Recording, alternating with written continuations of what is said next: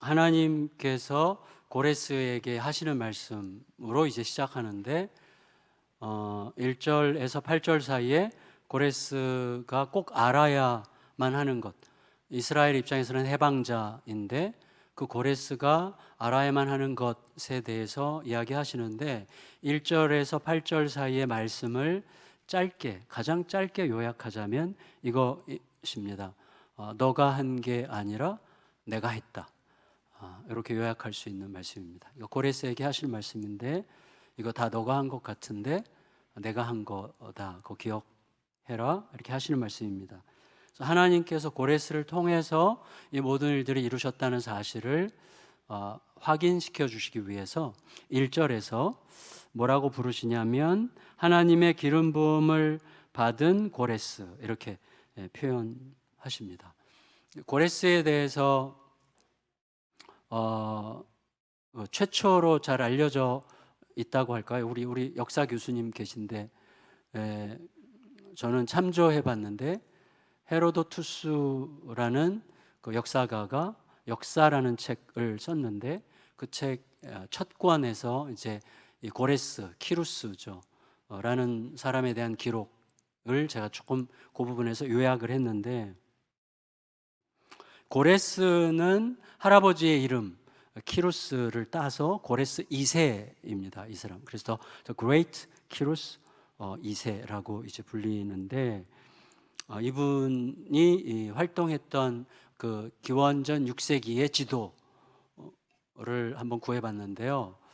여기 보시면 그 당시에는 절대 강자가 없었대요. 절대 강자 대신에 한 4개 정도, 4개 나라 정도의 강대국들이 서로 패권을 경쟁하던 시대였는데 여러분 보시기에 제일 오른쪽에 그 땅 색깔이 메디아라는 나라고 굉장히 강한 나라였고 그 당시에 그 왼쪽으로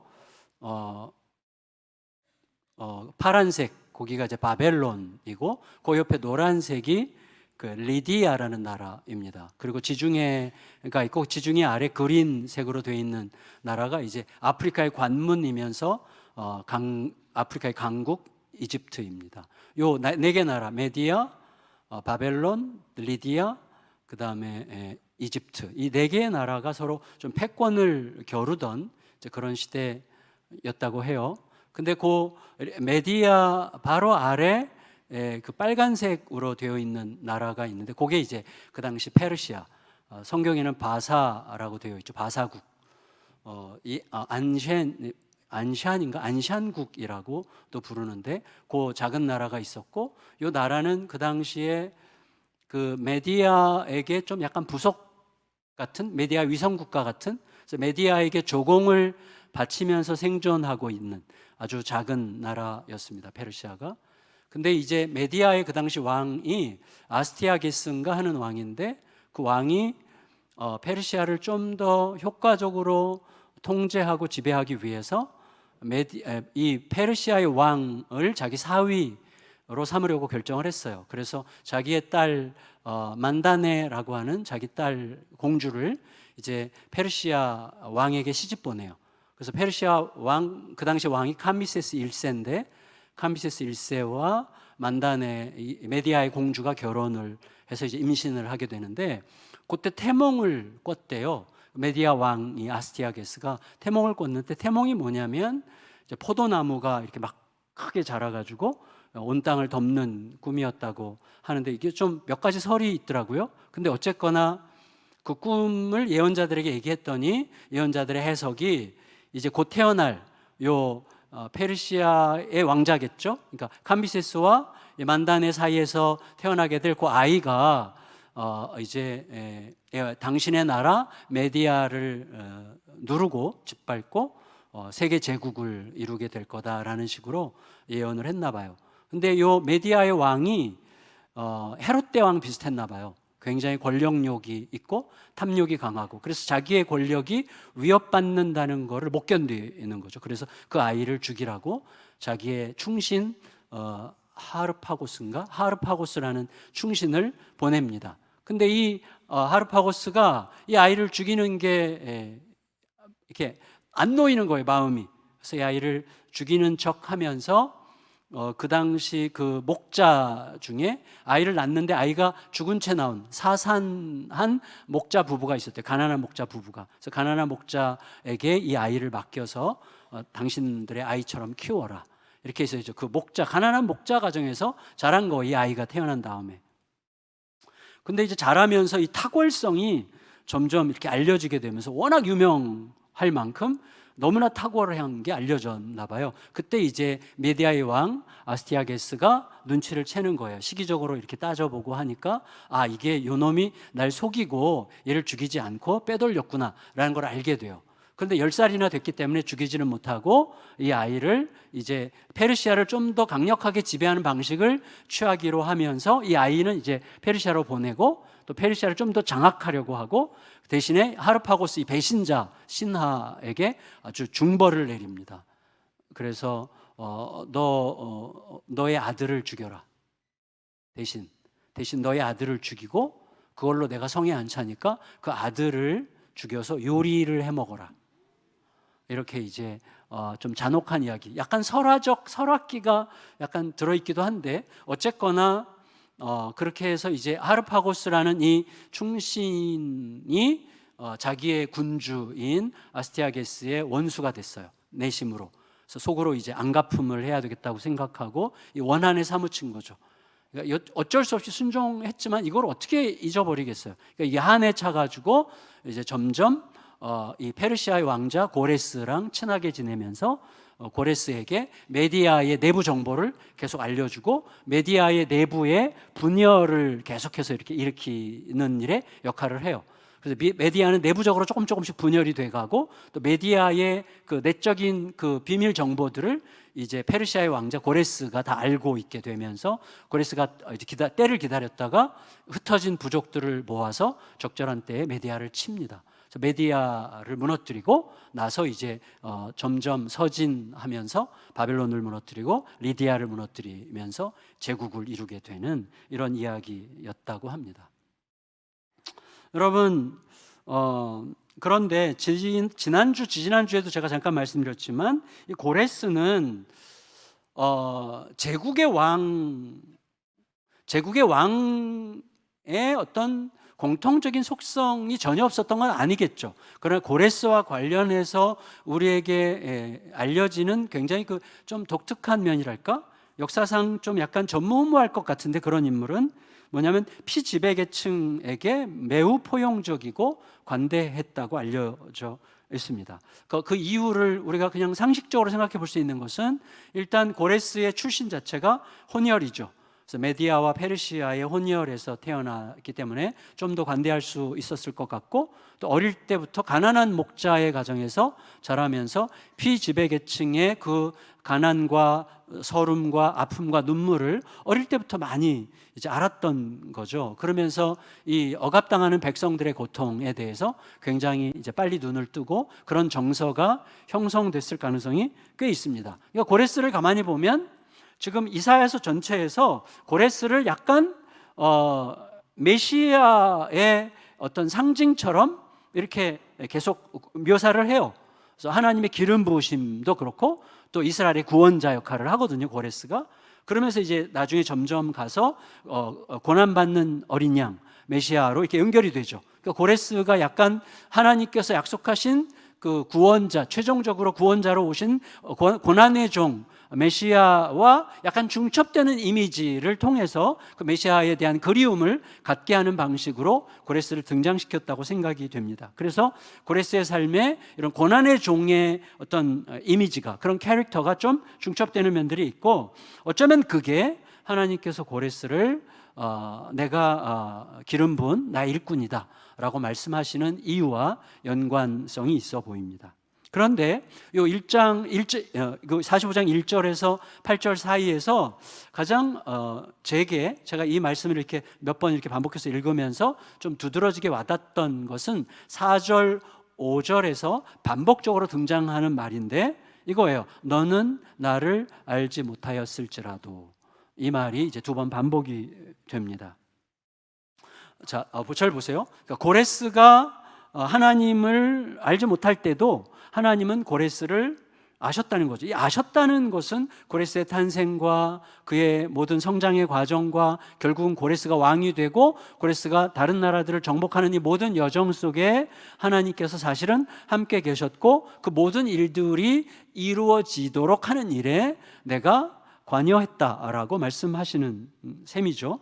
그러니까 우리에게 조금 더 조급하게 적용하고 싶은데, 우리에게 조금 더 조급하게 적용하자면, 우리가 하나님을 모를지라도 하나님 우리를 아시고, 또 우리 주변에서 발생하는 일들, 또 우리를 통해서 발생하는 어떤 일들에 하나님 관여하시되, 어떻게 어둠으로 끌고 가기 위해서가 아니라 하나님의 장대한 구원의 계획을 이루시기 위하여, 하나님의 빛으로 우리를 인도하시기 위하여 우리의 삶에 적극적으로 개입하신다. 그러나 우리가 느끼지 못하는 방식으로.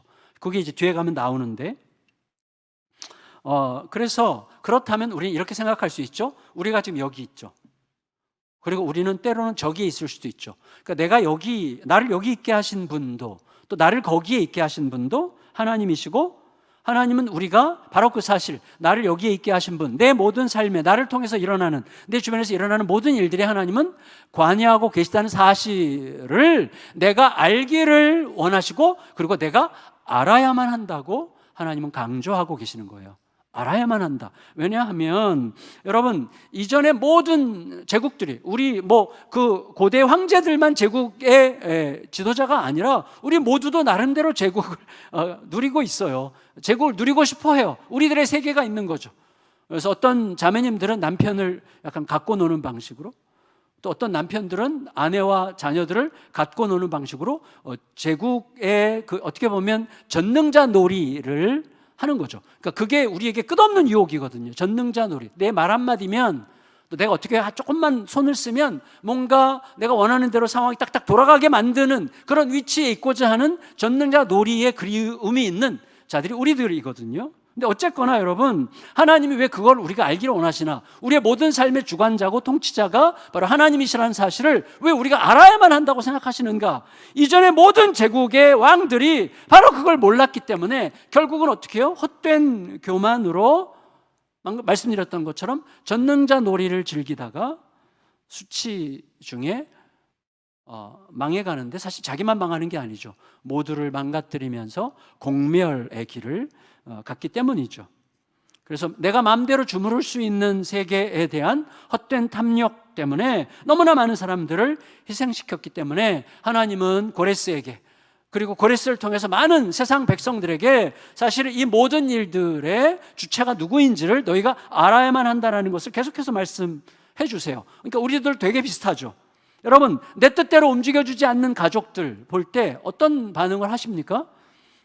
되게 저보다 훨씬 훌륭한 분들을 제가 많이 보고 있는데, 저 같은 경우 옛날에 우리 딸들이 제 뜻대로 안 움직여주고, 예를 들어서 제가 무슨 몇 마디를 벌써 두 번째 했는데 얘가 꼼짝도 안 하고 세 번째쯤 하면 이제 별을 얻기 시작하죠. 그래서 이것들이 아빠를 뭘로 알고 이제 이렇게 되는 거죠. 그러면서 폭발한단 말이죠. 그러니까 내 뜻대로 가족들이 움직여주지 않으면 가족과 이웃에 대한 분노를 막 쉽게 폭발시키거나, 혹은 폭발시킬 용기가 없으면 어떻게 되죠? 자폭하죠. 스스로 자기를 따돌림한다든지, 집을 나가버린다든지, 삐져서 1년 동안 말을 안 한다든지, 이제 그런 상태 속에 자폭의 길을 걷죠. 그러니까 결국은 서로 망하게 되는 길이죠. 그렇다면 여러분, 하나님에 대해서 몰라, 하나님에 대해서 알고 싶어 하지도 않아, 무지해. 그런데다가 탐욕적인 어떤 욕망이 너무나 커. 그런 사람이 누구보다 큰 힘을 가졌다면 이건 얼마나 위험한 일이에요? 너무나 위험한 일이죠.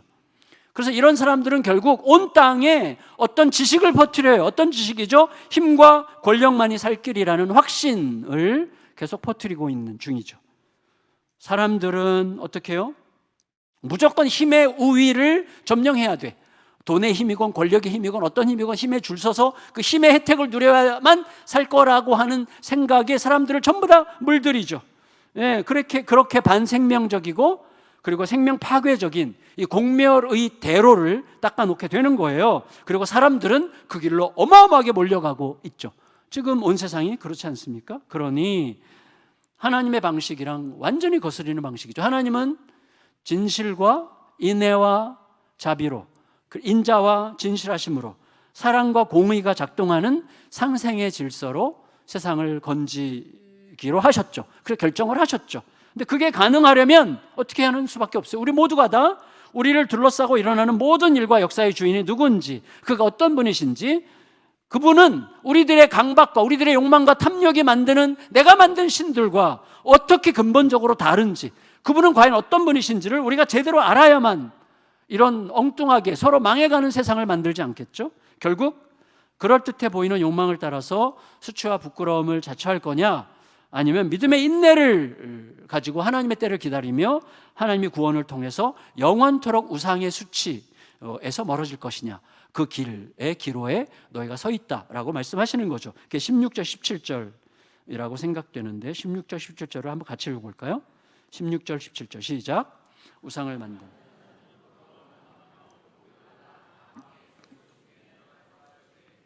이스라엘은 여호와께 구원을 받아 너희가 영원히 부끄러움을 당하거나 욕을 받지 아니하리로다. 그래서 여러분, 그래서 하나님께서는 지금 고레스를 통해서 일어난 것처럼 보이는 모든 일들의 주체가 누군지, 또 그가 어떤 분인지를 제대로 알게 하시는 거예요. 그게 이제 3절에서 8절까지 쭉 기록되어 있는데, 이 내용을 우리가 조금 더 이해하기 쉽도록 제가 요약과 약간 각색을 해서 요약했는데, 우리 같이 한번 읽어볼까요? 시작. 모든 일을 이루신 이는 이스라엘의 하나님 여호와시다. 그는 만물을 지으시고 친히 통치하시는 하나님이시다. 우린 그를 몰라도 그는 우리를 잘 아신다. 특히 고레스의 삶에 개입하여 왕위를 주신 이도 그분이시다. 그는 어디서도 찾을 수 없는 빛과 어둠과 평안과 환란을 창조하시고 다스리신다. 하늘에게는 공의를 온 땅에 뿌리라 선포하시고, 구름에게는 의를 쏟아 부으라 지시하시고, 땅에게는 구원을 싹트이고 공의를 움트게 하라고 명하신다. 천지 만물과 소통하시어 사랑과 신뢰로 그의 뜻을 따르도록 만물에 당신의 존귀한 뜻을 담으신다. 그런데 이것에 어떻게 보면 메아리, 이사야서 요 3절에서 8절 말씀의 메아리처럼 에스라는 이제 페르시아가 바벨론을 정복한 다음에 바벨론의 포로로 잡혀갔던 이스라엘 백성들을 고레스 왕이 이제 해방시켜 주죠. 그래서 고국 예루살렘으로 돌아가 성전을 재건하도록 허락할 뿐만 아니라 자원도 제공해 주는데, 그때 에스라는 제 2차 귀환자 명단에 있었고 2차 귀환자들의 리더 역할을 했는데, 에스라가 그 내용을 에스라서라는 에스라서 기록으로 남겼잖아요. 그때 에스라서를 어떻게 여냐면 에스라서 1장 2절 3절에 이런 식으로 기록하면서 시작합니다. 같이 읽을까요? 시작. 바사왕 고레스는 말하노니 하늘의 하나님 여호와께서 세상 모든 나라를 내게 주셨고 나에게 명령하사 유다 예루살렘의 성전을 건축하라 하셨나니, 이스라엘의 하나님은 참 신이시라. 너희 중에 그의 백성된 자는 다 유다 예루살렘으로 올라가서 이스라엘의 하나님 여호와의 성전을 건축하라. 그는 예루살렘에 계신 하나님이시라.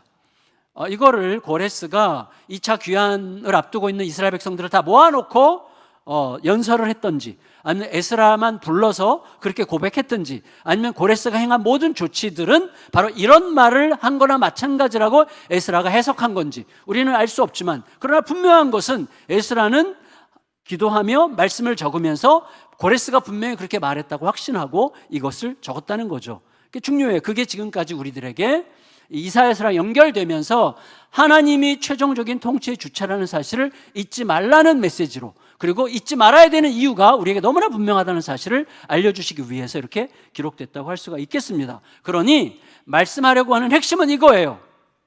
자, 4개. 여러분, 우리가 사회적으로나 가정적으로 육체적으로 어떤 형태로건 어떤 힘을 행사할 수 있잖아요. 어디서든. 제가 우리 아이들 어릴 때 보면 진짜 독재를 많이 했는데, 어떤 방식으로 독재했냐면 말을 안 듣잖아요. 그러면 어떻게 해요? 눈만 가지고도 독재를 할 수 있어요. 눈을 이렇게 부릅뜨면, 제가 안경을 벗고 눈을 부릅뜨면 무척 무섭습니다. 여러분 우습게 생각할지 모르겠지만 무척 무서워요. 그래서 이거를 막 제압을 하는 거죠. 어떤 방식으로건 우리들은 그렇게 하는데, 무조건 필요할 때도 있겠지만, 이제 이사야를 통해서 말씀하려고 하신 핵심은 이거예요. 온 땅을 호령하는 통치자라고 할지라도, 너가 막 굉장한 권력을 가지고 막 세상을 다 휘두르는 것 같아 보일지라도 절대로 잊지 말아야 돼. 진실이 있는데 그 진실은 뭐냐면 너는 이 질그릇이 바닥에 떨어져서 깨져서 여러 조각으로 흩어졌는데 흩어진 여러 조각들 중에 하나에 불과해.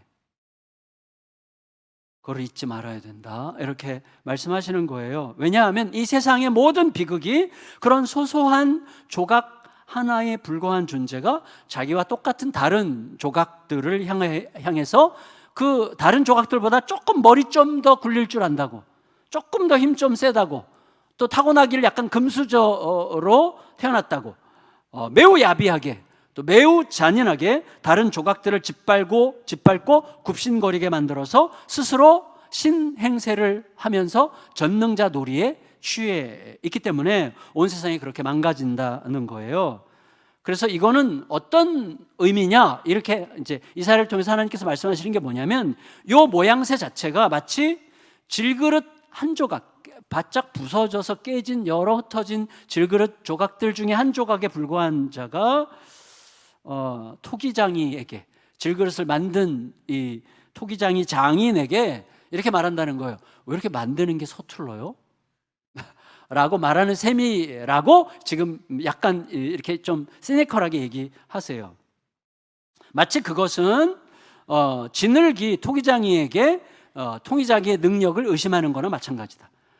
자식이 부모님의 생식 능력에 의문을 제기하는 거예요. 그 부모님한테 태어나 놓고.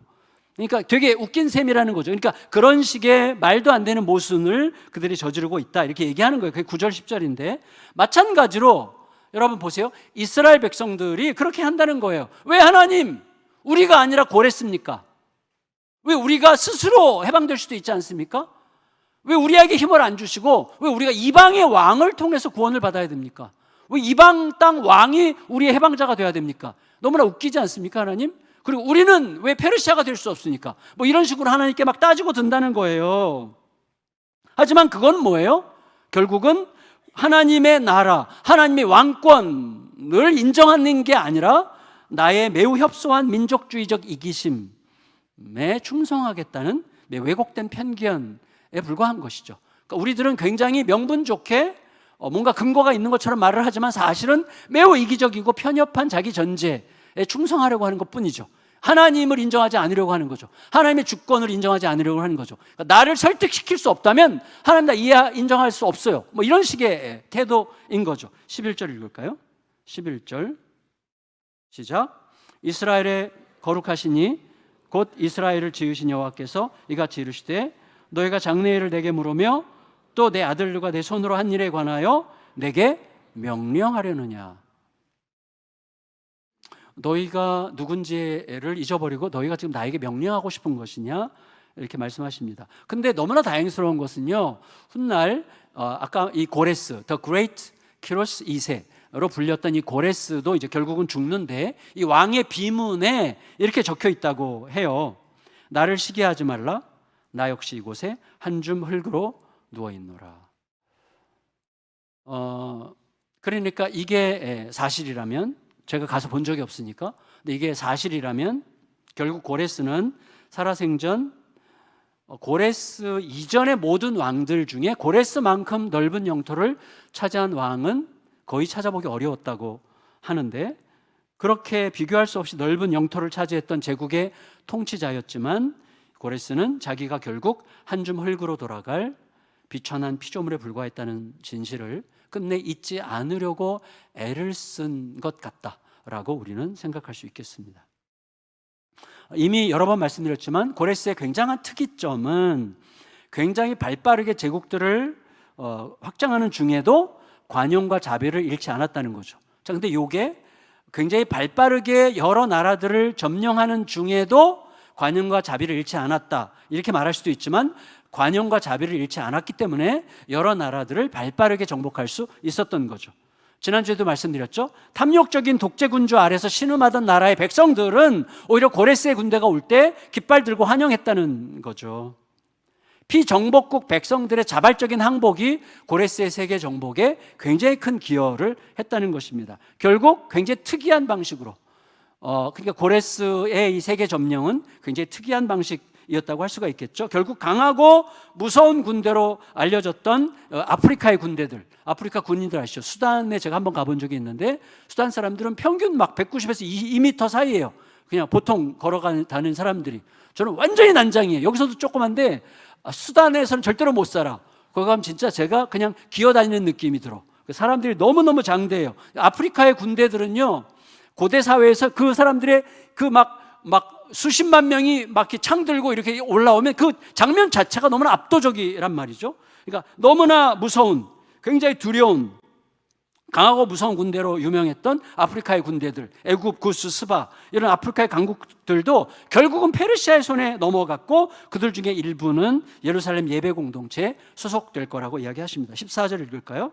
14절 시작. 여호와께서 이같이 말씀하시되 애굽의 소득과 구스가 무역한 것과 스바의 장대한 남자들이 내게로 건너와서 내게 속할 것이요 그들이 너를 따를 것이라. 사슬에 매어 건너와서 내게 굴복하고 간구하기를 하나님이 과연 내게 계시고 그 외에는 다른 하나님이 없다 하리라 하시니라. 여러분, 역사적으로 보면요, 애굽을 정복한 자는 고레스가 아니래요. 고레스가 아니라 고레스의 아들 캄비세스 2세. 이 캄비세스도 자기 할아버지, 고레스의 아버지가 캄비세스 1세니까 그래서 이제 캄비세스 2세인데 그 고레스의 아들이 애굽을 정복했는데 중요한 건 뭐냐면 그가 애굽을 정복할 때 아버지 고레스가 깔아놓은 배경 때문에 덕분에 정복할 수 있었다고 해요. 그러니까 고레스의 혁혁한 업적 중에 대표적인 몇 가지가 있는데 그 중에 하나가 지금까지 우리가 말하고 있는 유화 정책, 관대와 관용과 포용의 정책이었고 또 하나는 뭐였냐면 해군이었대. 해군. 정말 압도적인 해군력을 만들었대요. 이 고레스가. 이 두 가지. 근데 애굽을 지배할 때, 애굽을 점령할 때 어떤 일이 있었냐면 애굽 해군의 장관이 파데스인가 하는 사람인데 이 사람이 페르시아 군대를 보고 압도당해서 그냥 바로 투항했대요. 그런데다가 애굽까지 가려면 시나이 반도를 지나야 되는데 시나이 반도의 목동들이 페르시아에게 엄청나게 자발적으로 물류를 지원해 줌으로써 애굽까지 진격하는데 결정적인 도움을 받았다. 그로 인해서 애굽을 쉽게 정복할 수 있었다고 합니다. 어쨌거나 그렇다면 결국 고레스의 작품이나 마찬가지라고 할 수가 있겠죠. 그래서 어쨌건 이에 대해서 이사야서 오늘 45장 15절은 이런 식으로 이야기하고 있어요. 15절 읽겠습니다. 시작. 구원자 이스라엘의 하나님이여 진실로 주는 스스로 숨어 계시는 하나님이시니이다. 숨어 계시는 하나님. 제가 지금 계속해서 여러분과 나누는 말씀과 맥락이 다 있는데 무슨 말이죠? 내 눈으로 확인할 수 없는 하나님. 하나님은 내 눈으로, 내 감각으로 확인할 수 없는 시간에도 여전히 당신의 통치를 정밀하게 쉬지 않고 이루어가고 계시는 분이라고 고백하는 셈입니다. 그래서 결국 이제 이후에 18절 이후의 모든 기록들은 결국 뭐냐면 이 하나님을 만방에 알려라, 이 이야기예요. 온 세상이 결국은 이 비극을 반복하고 있는 이유는 세상의 진정한 통치자가 누구신지, 세상의 진짜 왕의 실체가 누구인지를 제대로 알지 못하고 스스로 전능자 노릇하는 인간들이 자기 스스로 신이 되고자 하는 이 분투로 인해서 세상이 다 망가지고 있는데, 그래서 온 땅에 진짜 왕이 누구신지, 유일한 왕이 누구신지, 창조자가 누구신지를 온 땅에 알리거라. 그래서 이런 선교적 전망을 18절부터 25절까지 계속 이야기해주고 있습니다. 이를 위해서 먼저 필요한 게 있는데 그건 뭐냐면 온 땅을 향해 창조자를 선포하는 거예요. 하나님은 이스라엘뿐만 아니라 하늘과 땅에 속한 모든 생명체들의 창조자시다. 이걸 알리라고 이야기하십니다. 따라서 땅에 거하는 모든 사람은 이런 거죠. 어디에서 그가 태어나든 간에 내가 태어나서 마주하게 되는 땅 있잖아요. 사람은 사실 어떤 존재예요? 태어날 때 자의식이 없잖아요. 자의식을 가질 때도 태어난 지 한참 지나서 내가 누군지에 대한 질문을 그때부터 하기 시작하는 거죠. 근데 어쨌거나 태어나서 마주하게 될 땅을 경험하면서 점점 더 어떻게 느끼냐면 얼마나 이 세상이 견고하게 지어졌는지, 그러니까 얼마나 내가 살만한 땅으로 창조자가 지으셨는지, 동시에 나라는 존재는 내가 태어난 그곳에서 얼마나 살만한 존재로 피조되었는지를 깨닫게 하시는 방식으로 창조자를 알게 하셨다라고 이야기하세요. 그게 18절 말씀 말씀인데 같이 한번 읽어볼까요? 18절 말씀 시작. 대저 여호와께서 이같이 말씀하시되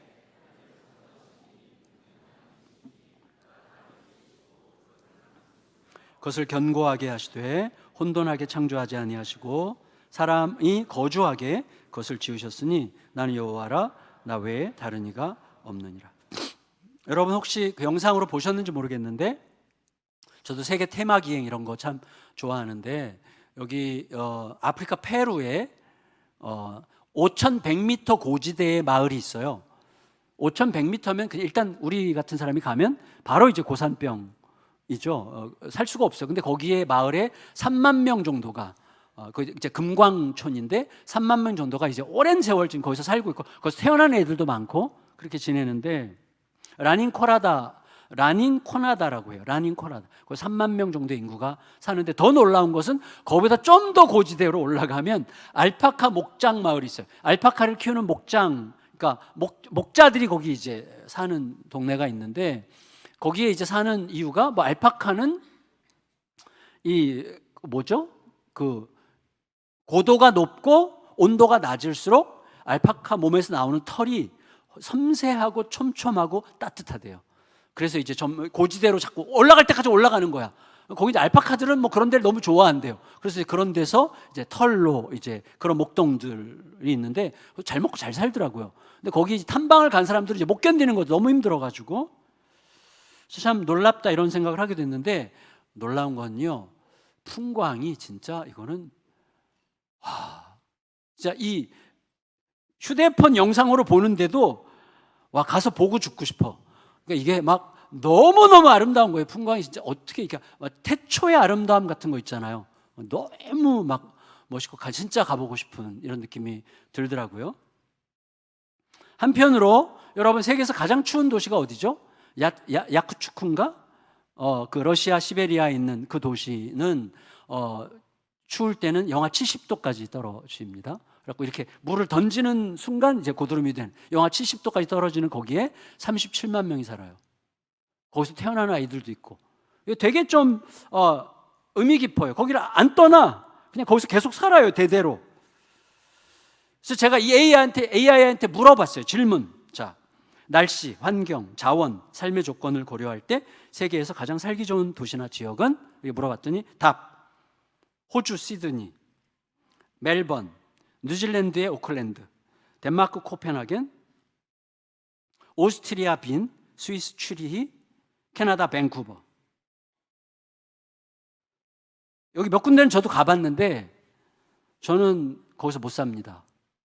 저는 한국이 제일 좋아요. 한국이. 거기서 가서 한번 이렇게 보는 거는 괜찮아. 보는 거는. 거기서는 전 산다고 생각하면 벌써 이렇게 숨이 막혀요. 좀 답답해요. 거기서 맥시멈 한 달? 그 이상은 살기 어려울 것 같아요. 근데 거기서 태어난 사람들은, 적응한 사람들은 잘 살잖아요. 물론 지금 제가 굉장히 배부른 소리 하는데 저는 한국이 너무 좋은 게 내가 태어나서 자란 곳, 익숙한 냄새, 익숙한 분위기, 가족과 친구들이 있는 곳, 그리고 지금 한국말로 막 이렇게 말해도 되는 곳, 이게 얼마나 좋아요. 한국말로 마음껏 얘기해도 되는 곳.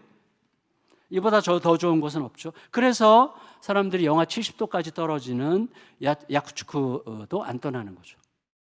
대대로 거기서 살아요. 놀랍죠. 여러분 어쨌거나 창조자 하나님에게는 우리가 이해할 수 없는 신비가 있어요.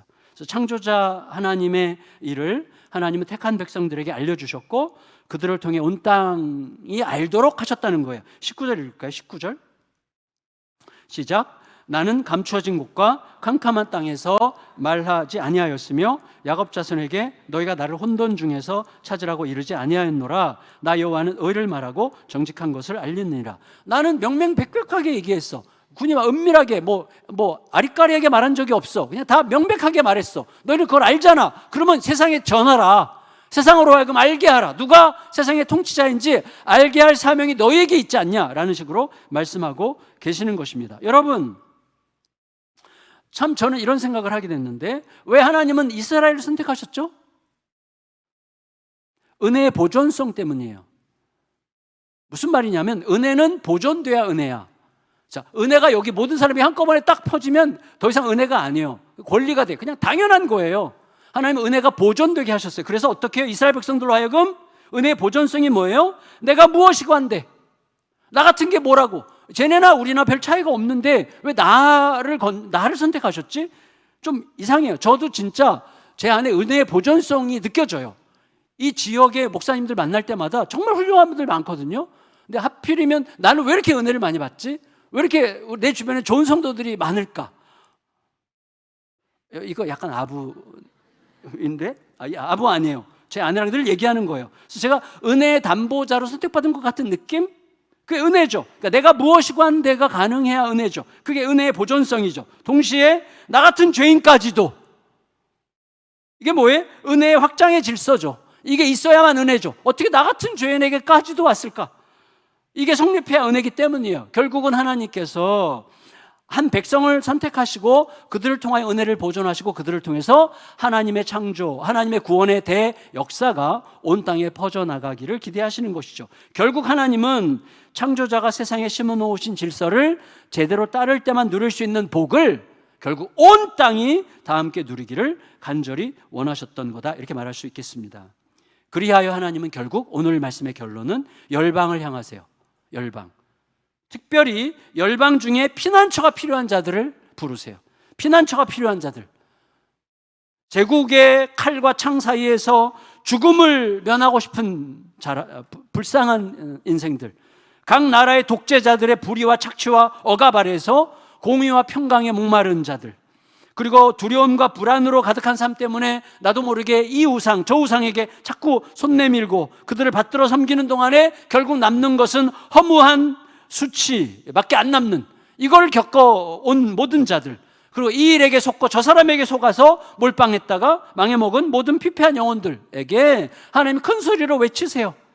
피난처가 필요한 자들이여 와라. 그게 이제 20절에서 25절까지 말씀인데, 그거를 아까처럼 우리가 좀 이해하기 쉽도록 제가 이렇게 약간 쉽게 요약을 했습니다. 같이 읽겠습니다. 시작. 모두들 한자리에 모여라. 그리고 함께 희망의 땅을 찾아와라. 멀찍이 어색하게 서 있지 말고 내 가까이로 와라.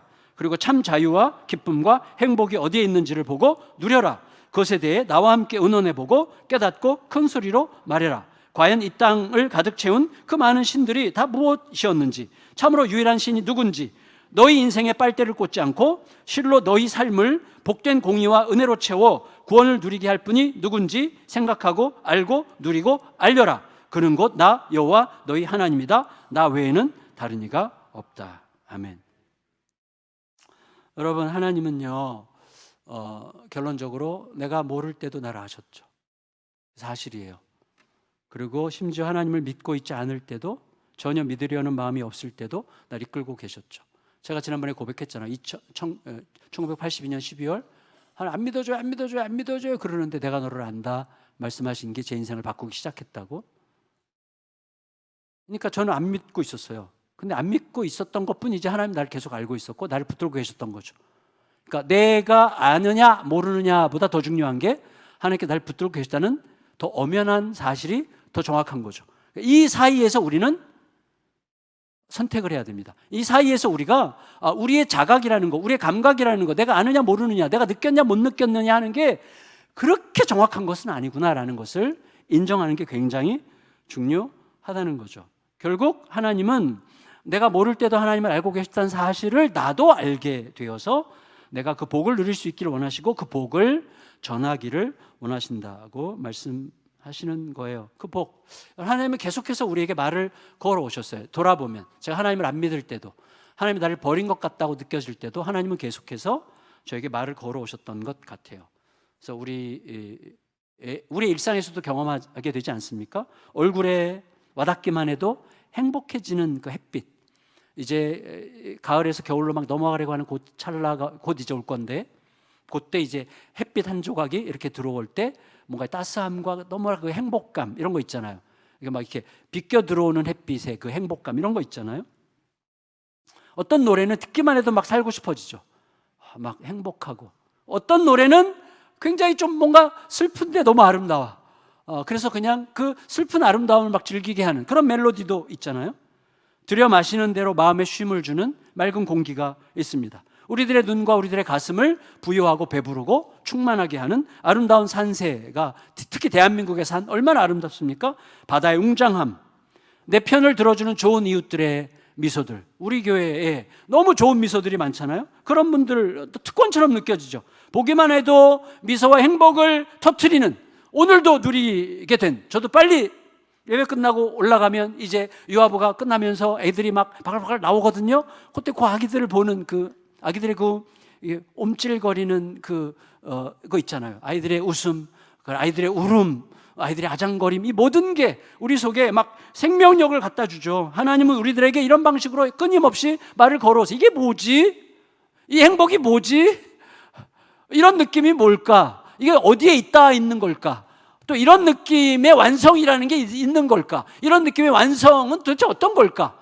이 느낌은 영원할까? 뭐 이런 식의 생각을 하게 하는 방식으로 하나님은 우리들에게 계속 말을 걸어오시죠. 그리고 한편으로는 눈물과 번민으로 가득한 삶이 전부면 안 돼, 전부가 아니어야 돼 라고 하는 갈망을 갖게 하시죠. 그리고 어느새 그 갈망을 채울 유일한 희망이 하나님이심을 결국은 깨닫게 하셨죠. 그래서 우리가 여기 지금 있습니다. 하나님께서 깨닫게 하셨기 때문이죠. 근데 자꾸 잊어버리죠. 다시 각성을 해야죠. 지난주 말씀처럼 다시 매일 자신에게 복음을 가르쳐야죠. 그래서 그 위대한 자유와 만족과 존귀한 사랑을 어느새 이웃들에게 전하고 싶어지게 만드시는 거죠. 더 많은 사람들이 누렸으면 하는 간절함이 생기게 하십니다. 그래서 하나님은 결국 6절에서 이렇게 말씀하셨어요. 6절 시작.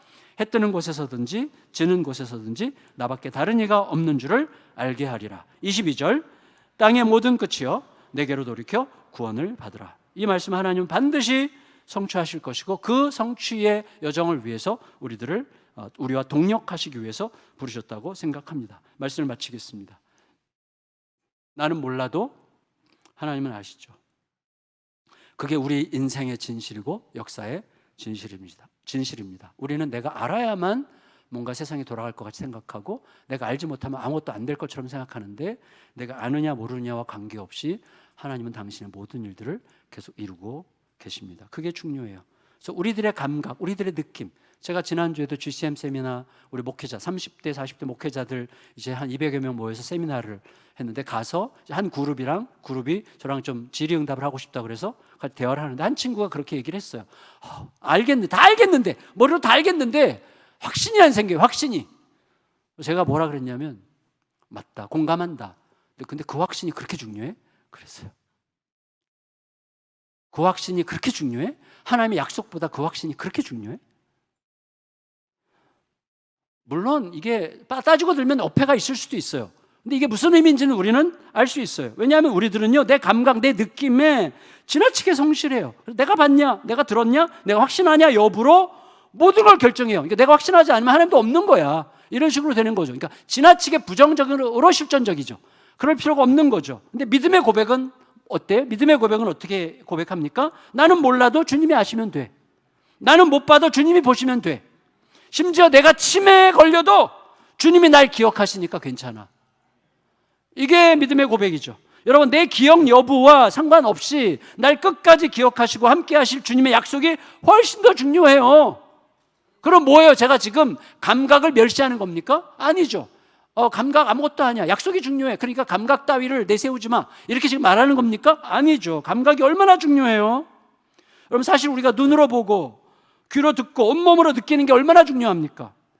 저는 벌써부터 그리워져요. 가을에, 초가을에 선선한 바람, 이 뽀송뽀송한 바람, 습기가 한 개도 없는 그 뽀송뽀송한 바람. 우리나라 여름이 힘든 이유는 습기가 너무 습해.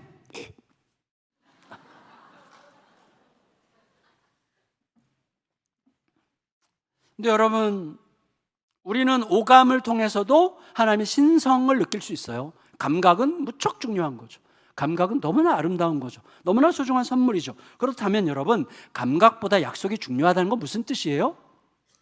내 감각이 하나님의 약속까지 연결되도록 의도해야 되는 거죠. 다시 말하면 우리는 당장 눈에 보는 것, 당장 귀에 듣는 것, 내 몸으로 느끼는 것, 내 마음의 기분 상태에 너무나 확고하게 묶여요. 마치 그게 전부인 것처럼 묶여요. 그러지 말고 내 보는 것 뒤에 있는 것까지 보게 해달라고, 들리는 것 뒤에 있는 것까지 들을 수 있게 해달라고 때로 눈을 갚는 거예요. 그게 기도죠. 보는 것 뒤에 있는 것까지 보게 해달라고, 듣는 것 뒤에 있는 것까지 듣게 해달라고 눈을 감고 주님을 향할 때, 그게 기도죠. 그때 우리가 주님의 약속과 연결이 되는 거죠.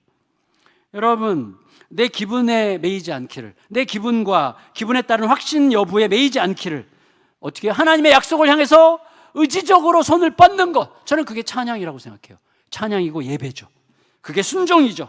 그때 우리는 어느 순간을 경험해요? 못 보고 못 듣고 못 느껴도 가 닿을 수 있다는 것을 느끼게 돼요. 하나님의 약속이 내 현실을 감사하는 걸 알게 되고, 그 순간, 딱 각성이 되는 순간 아무것도 달라진 게 없어도 모든 게 달라지는 은혜를 순간순간 누리게 되는 것이죠. 그 은혜와 그 기쁨이 우리 안에서 날이 갈수록 더 깊고 부유하게 자라가도록 하루하루 주님의 은혜에 푹 안겨서 살아갈 수 있게 되기를 예수님의 이름으로 축원합니다.